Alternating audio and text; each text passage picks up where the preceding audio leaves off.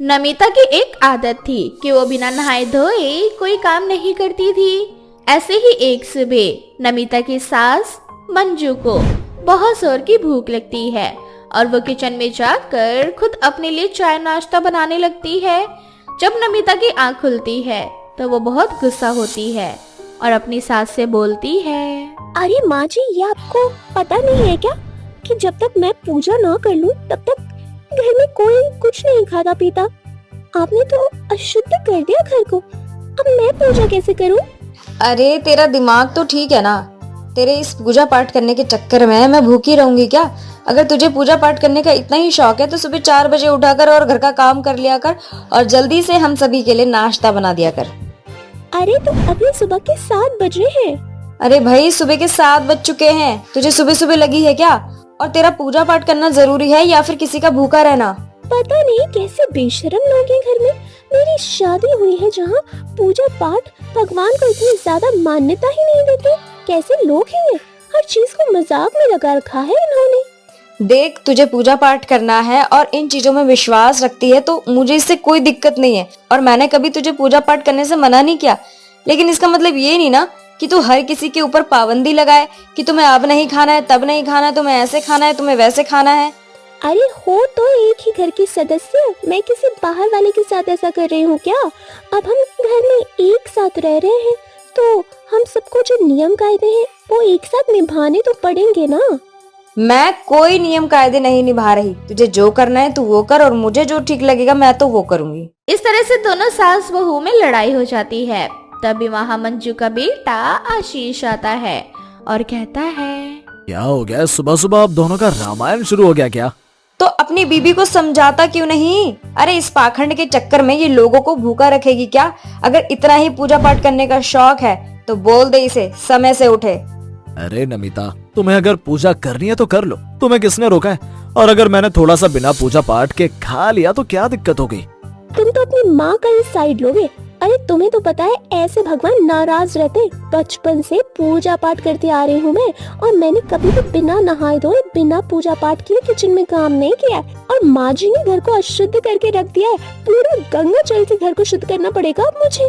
अरे आप दोनों की चिक चिक से ना मैं थक गया हूँ। ऑफिस से जब घर जाओ तो तुम्हारी लड़ाई शुरू, सुबह उठो तो तुम्हारी लड़ाई शुरू। अरे अपने बारे में ना सही तो कम से कम मेरे बारे में ही सोच लिया करो। ऑफिस में भी 1000 लफड़े होते रहते हैं, उसके बाद घर आओ तो तुम दोनों के अलग लफड़े रहते हैं। ऐसे ही कुछ दिन बीत जाते हैं और अब नवरात्रों का त्योहार आने वाला था। उसे कुछ दिनों पहले ही नमिता नवरात्रों की तैयारियां करना शुरू कर देती है। अब नवरात्रों के दिनों में नमिता बहुत ही सादा खाना बनाती है।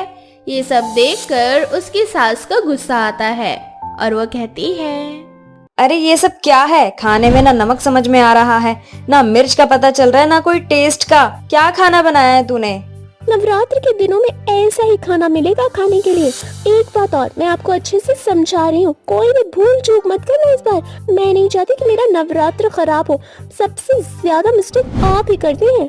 एक काम कर, ये खाना तू ही ले जा, मुझे तो खाना नहीं है, पेट भर गया ऐसे। नमिता की सास गुस्से में घर से बाहर चली जाती है और अपने कुछ दोस्तों के साथ मिलकर किटी पार्टी करती है। किटी पार्टी करने के दौरान वहाँ पर सभी अलग अलग प्रकार का खाना मंगवाते हैं जिसमें लहसुन प्याज भी होता है।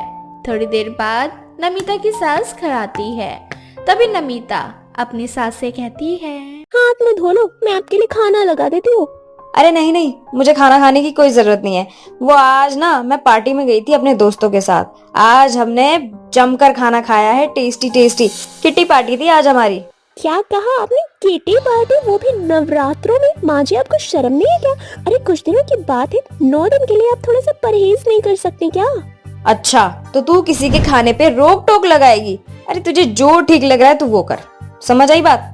अरे माँ जी, हद होती है किसी चीज की। शर्म कर लो। अब आप इस बुढ़ापे में आपको किटी पार्टी की लगी हुई है। इस उम्र में तो लोग तीर्थ यात्रा पर जाते हैं, पूजा पाठ करते हैं, सत्संग करते हैं, और आप हैं कि आपका रंगीन मिजाज खत्म होने का नाम ही नहीं ले रहा। अपनी औकात में रहकर मुझसे बात कर। मैं ना तेरी तरह ये पाखंडपन का दिखावा नहीं करती हूँ।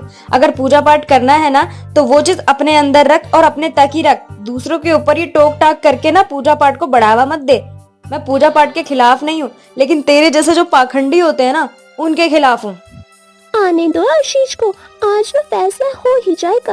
अगर इस घर में चाहते हो आप कि मैं रहूं तो मेरे हिसाब से रहना पड़ेगा, और अगर नहीं चाहते आप कि मैं रहूं तो आशीष और मैं हमेशा हमेशा के लिए अलग हो जाते हैं। दोनों सास बहू गुस्से में अपना अपना मुंह बनाकर अपने अपने कमरे में बैठ जाती हैं। थोड़ी देर बाद आशीष ऑफिस से घर आता है। आशीष बहुत ही ज्यादा परेशान था, वो थका हुआ था। अपना बैग साइड में रख कर सोफे के ऊपर बैठ जाता है। थोड़ी देर बाद नमिता और उसकी सास दोनों वहां आती है और दोनों अपनी अपनी शिकायतें करते हुए आशीष से कहती है, आशीष आज तो तुम्हें फैसला करना ही होगा, तुमको अपनी माँ के साथ रहना है या फिर मेरे साथ रहना है, क्योंकि तुम्हारी माँ ने ना मेरे नाक में दम करके रखा है। मैं इनके साथ अब और ज्यादा समय नहीं रह सकती। ये ना मेरा बेटा है, 9 महीने इसे मैंने अपने पेट में रखा है, तो जाहिर सी बात है ना ये मेरा ही साथ देगा। और बेटा इसे समझा दे, असली भक्ति दिखावा करने में नहीं होता है, बल्कि मन में रखने का होता है। अगर पूजा पाठ करने का इतना ही शौक है तो दुनिया को मत दिखा बड़ी आई पंडिताइन बनने वाली। अरे मैं हूँ पंडिताइन, लेकिन आपकी तरह बेशरम नहीं हूँ। इस उम्र में किटी पार्टी करती है आप। इस उम्र में तो आपको तीर्थ यात्रा पर जाना चाहिए, पूजा करना चाहिए, सत्संग करना चाहिए, कीर्तन करना चाहिए, और आप है कि रंगरलियां मना रही हैं। उन दोनों की किचकिच सुनकर आशीष को बहुत गुस्सा आता है और वो चिल्लाता हुआ कहता है, अरे शर्म कर लो आप दोनों। अभी अभी मैं ऑफिस से थका हुआ घर पर आया हूँ, 5 मिनट भी नहीं हुए। दोनों में से किसी ने भी मुझसे ये नहीं पूछा कि मैं ठीक हूँ, ऑफिस में मेरा दिन कैसा गया, कहीं मैं परेशान तो नहीं हूँ। लेकिन नहीं, इससे ना मेरी माँ को फर्क पड़ता है ना मेरी पत्नी को। वो दोनों अपने अपनी दुनिया में इतनी मस्त हैं कि मेरी परेशानी जानने की कोशिश किसी ने की ही नहीं कभी। क्या हो गया तुम्हें? मुझे अब किसी से कुछ भी बताने की कोई जरूरत नहीं है। घर परिवार कैसे चलता है ये ना तुम्हें पता है ना माँ को पता है। और दूसरी बात, तुम्हें अगर पूजा करना है, तुम्हें अगर भगवान को खुश करना है तो तुम वो चीज अपने तक ही रखो, और अगर माँ को जो चीज करनी है वो अपने तक रखे। अपनी अपनी चीजों को एक दूसरे पर थोपने की कोशिश मत करो। मैं भी प्रॉब्लम में चल रहा था, लेकिन मैंने अपनी प्रॉब्लम तुम पर तो नहीं थोपी ना। हाँ, माँ पर थोपी, क्योंकि मुझे पता है आज नहीं तो कल मैं निकल जाऊंगा इन चीजों से। लेकिन आप दोनों को फैसला करना है ना कि कौन किसके साथ रहेगा। तो मेरी बात सुन लो, मुझे अब आप दोनों में से किसी के साथ नहीं रहना। मैं अकेला कम से कम शांति से तो रह सकूंगा। माफ कर दे बेटा, शायद तू बिल्कुल सही कह रहा है। हम दोनों अपनी मस्ती में, अपनी परेशानी में इतने मस्त थे कि हमने कभी जानने की कोशिश नहीं की कि तेरे जीवन में क्या चल रहा है, तू इतना परेशान क्यों है। हाँ, किसी और से अपनी तकलीफें बहुत आसानी से जाहिर कर देती हैं, लेकिन हम मर्द तिल तिल मरते रहते हैं अंदर ही अंदर। आज नहीं तो कल मुझे जॉब छोड़नी पड़ेगी, और अगर जॉब चली गई तो फिर घर का खर्च कैसे चलेगा, ये सारी टेंशन मेरे दिमाग में चलती रहती है। लेकिन आप दोनों को इससे कोई फर्क नहीं पड़ता। माफ करना, हमसे बड़ी भूल हो गई, और आगे से हम कभी एक दूसरे से लड़ाई नहीं करेंगे। बाकी जॉब की टेंशन मत लो, सब ठीक हो जाएगा।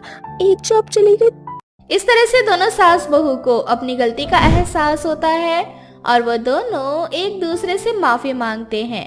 यूं ही कुछ समय बीत जाते हैं और आशीष को भी नई जॉब मिल जाती है, जिसके बाद वो सभी हंसी खुशी जीवन में आगे बढ़ते हैं। सितारा देवी के 2 बेटे थे। बड़ा बेटा अनुज, जिसकी शादी गांव की ही चंपा नाम की लड़की से हो जाती है।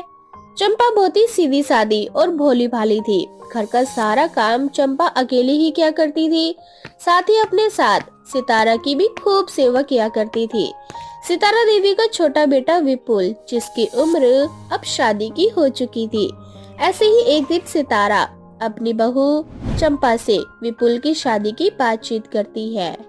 अरे चंपा बहू, मैं क्या सोच रही थी, हमारा भी अब विपुल बड़ा हो चुका है, उम्र हो गई है उसकी। अच्छी सी कोई लड़की देखकर उसकी शादी करवा देते हैं, वरना शहर में आवारा सांड की तरह यहाँ वहाँ घूमता रहेगा और किसी की भी भैंस को उठा कर ले आएगा यहाँ पर। अम्मा जी, हम तो कहते हैं देवर जी के लिए ना गांव की बहू लाना।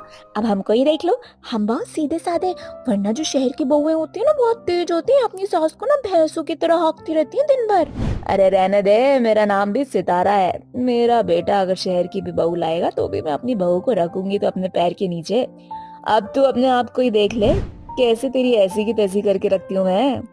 बात वो है ना माँ जी कि हम गांव के हैं और हम बहुत सीधे साधे हैं, हमको ज्यादा कानूनबाजी करना नहीं आता ना, इसीलिए हमें जो काम नजर आता है चुपचाप कर लेते हैं। ज्यादा लड़ाई झगड़ा करने से हमको बहुत डर लगता है।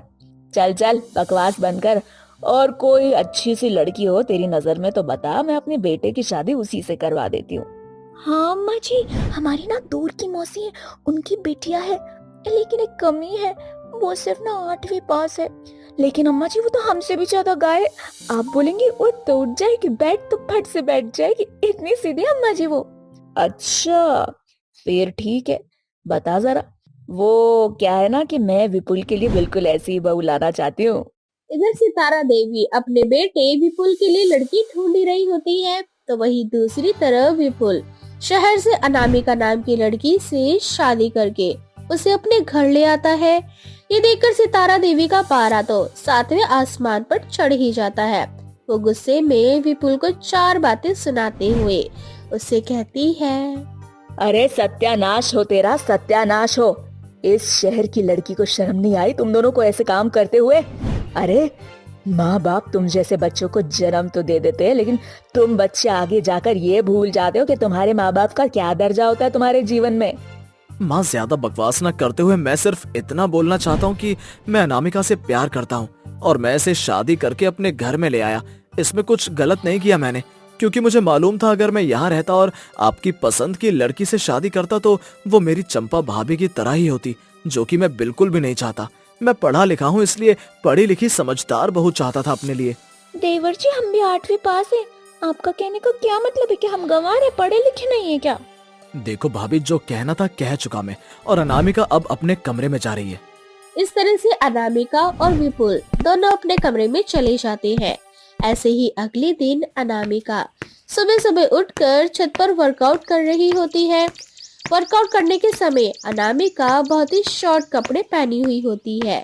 ये देखकर चंपा और सितारा दोनों का मुंह खुला का खुला रह जाता है। हाय राम जी, तू हमारे घर की बहू है ना, तो हमारे घर की इज्जत को इस तरह से सारे गांव में क्यों बांट रही है? अरे आधे अधूरे कपड़े पहनकर क्या साबित करना चाहती है कि तू शहर से आई है और तू बहुत ज्यादा खुले विचारों वाली है? अम्मा जी खुले विचारों वाली ये नहीं, खुले कपड़े वाली है। हर जगह से तो इसके कपड़े खुले हुए हैं।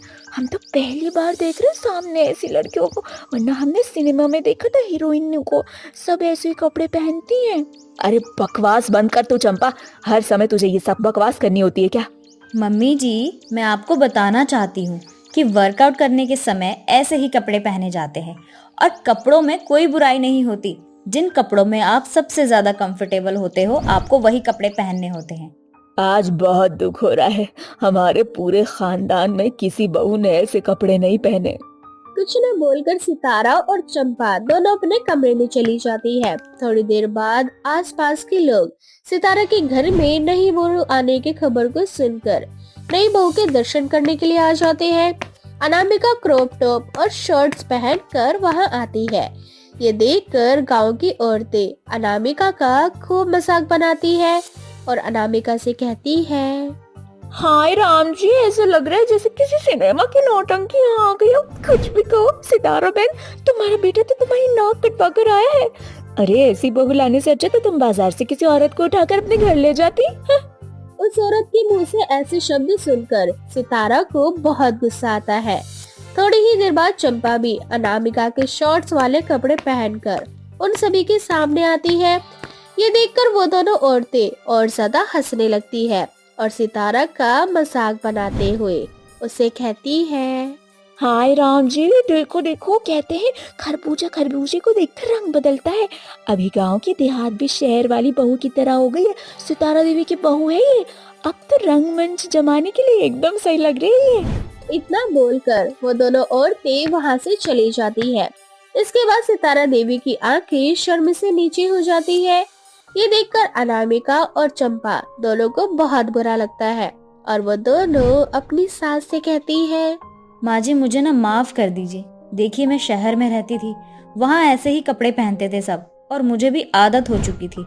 मुझे नहीं पता था कि यहाँ का माहौल कैसा है और खुद को इस माहौल में ढालने के लिए मुझे थोड़ा सा समय चाहिए और मैं वादा करती हूँ कि मैं आपको आगे से ऐसा कोई मौका नहीं दूंगी जिससे आपकी नजरें शर्म से झुकें। अरे तू तो शहर की थी, तूने हमेशा से यही कपड़े पहने थे, लेकिन जिस बहू को मैं बहुत ज्यादा पसंद करती थी आज उसकी वजह से मेरी नजरें और ज्यादा झुक चुकी हैं। अम्मा जी हमें माफ कर दो, हम भी अनामिका की तरह थोड़ा सुंदर दिखना चाहते थे। हमें भी लगा कि छोटे कपड़े पहनने से ना इंसान बहुत सुंदर दिखाई देता है, फिर सब उसी के ऊपर ध्यान देने लगते। इसीलिए हम भी अनामिका की तरह कपड़े पहन के बाहर आ गए। लेकिन हम ये भूल गए थे कि हर चीज की एक मर्यादा है, और जो हमने आज पार कर दी, और हमारी वजह से आपकी नजरें नीचे हो गई। देखो, तुम दोनों मेरे घर की इज्जत हो, इज्जत। और मैं तुम दोनों से एक बात कहना चाहती हूँ, कोई भी ऐसा काम मत करो जिससे कोई बाहर वाला आप और आपके परिवार वालों का मजाक बनाए, बल्कि काम ऐसा करो कि लोग तारीफें करते ना थके। हाँ माँ जी, माफ कर दो, आगे से इस बात को हमेशा याद रखूंगी। माँ जी, मैं सच में आपसे वादा करती हूँ कि आगे से आपको कोई शिकायत का मौका नहीं दूंगी। अनामिका और चंपा को अपनी गलती का एहसास हो जाता है, जिसके बाद से वो दोनों समझ जाती है कि सारी चीजें सिचुएशन के ऊपर डिपेंड करती है। घर में अनामिका और चंपा, हम दोनों को जिन कपड़ों में जैसे भी कंफर्टेबल फील होता था वो वैसे कपड़े पहनती थी, और जब कोई बाहर से आता था तब ऐसे कपड़े पहनकर बाहर आती थी, जिससे सितारा देवी को कभी ये महसूस ना हो कि उसकी बहू छोटे कपड़े पहनती है। सपना एक गांव की काली लड़की थी, पर उसकी शादी शहर में हुई थी। सपना ने 2 चोटी के अलावा आज तक कभी भी एक चोटी नहीं की थी। पर ये क्या, ससुराल तो उसका शहर में था, और शहर में तो कोई भी 2 चोटी करता ही नहीं था। पर सपना ने तो अब भी 2 चोटी की हुई थी। ये देखकर सपना की सास आशा की हंसी निकल पड़ती है, और वो अपनी बहू की आरती उतारती हुई उससे कहती है, बहू ये कैसा नया फैशन है? भला शादी के लहंगे पर 2 चोटी कौन बनाता है?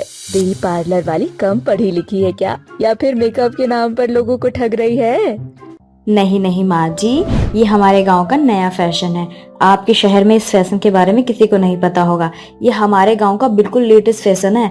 और वैसे भी 2 चोटी में लड़कियां बड़ी सुंदर दिखाई देती हैं। उफ बहू, तेरा लेटेस्ट फैशन। आशा को फैशन और मेकअप का कुछ भी नहीं पता था, इसलिए वो सपना की बात पर विश्वास कर लेती है। अब इसी तरह से कुछ दिन बीत जाते हैं, पर सपना है जो अभी भी 2 चोटी ही रखती है। उसकी 2 चोटी देखकर एक दिन फिर आशा उससे कहती है, बहू, अब तू शहर में आ गई है, अपने गांव का लेटेस्ट फैशन छोड़ दे और 2 चोटी से 1 चोटी पर आ जा। 2 चोटी बच्चे करते हैं, और तू इस घर की बहू है। अगर कोई देखेगा तो क्या कहेगा? पर माँ जी, मुझे 2 चोटी करना बहुत अच्छा लगता है। 2 चोटी में मैं कितनी सुंदर लगती हूँ, बिल्कुल मासूम। पर बहुत सारी, पर 2 चोटी?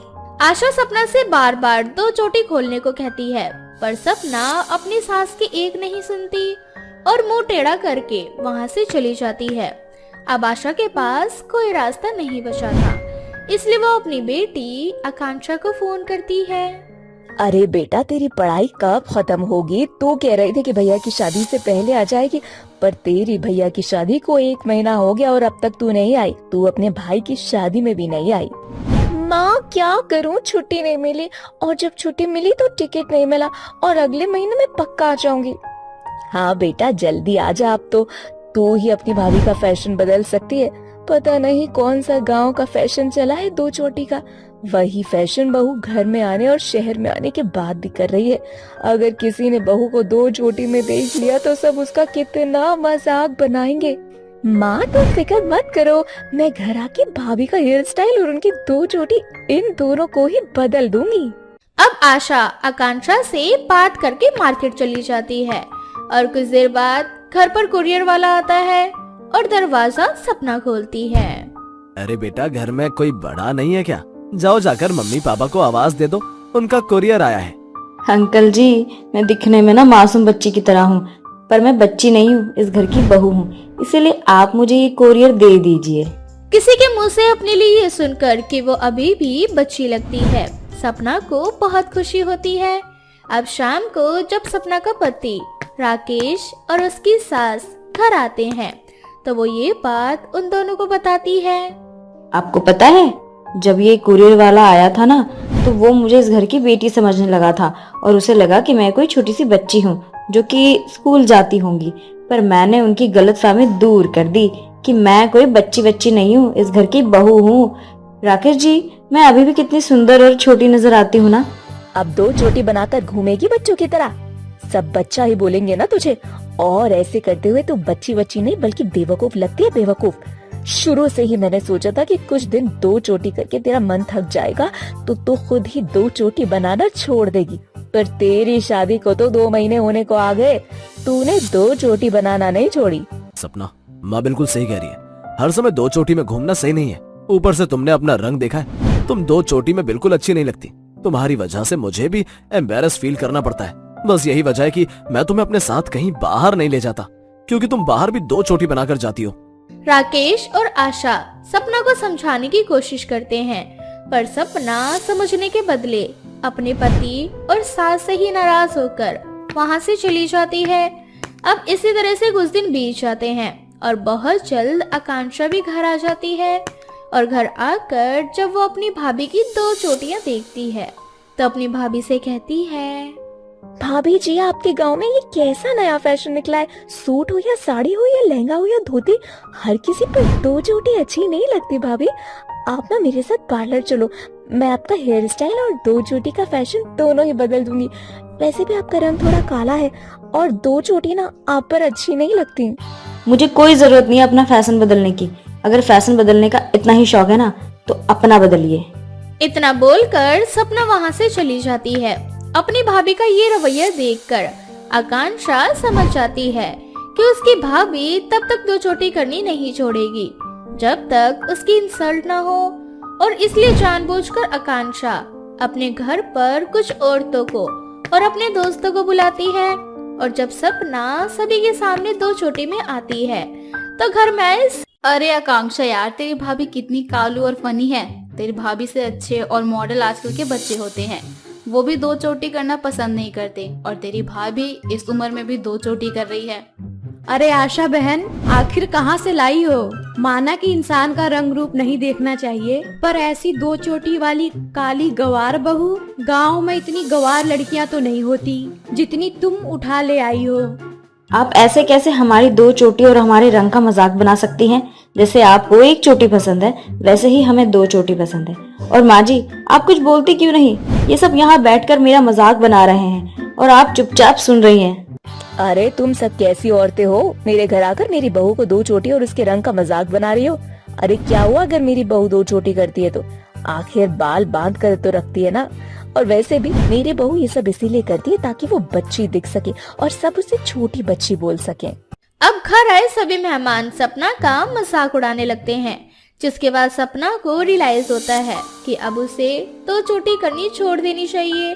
और इसलिए वो अपनी ननद आकांक्षा के पास जाती है और उससे कहती है, आकांक्षा, मैं ना अपने पुराने फैशन से थक गई हूँ। तुम कह रही थी ना कि तुम पार्लर में जाकर मेरा हेयर स्टाइल और फैशन बदल दोगी, तो मुझे पार्लर ले चलो ना।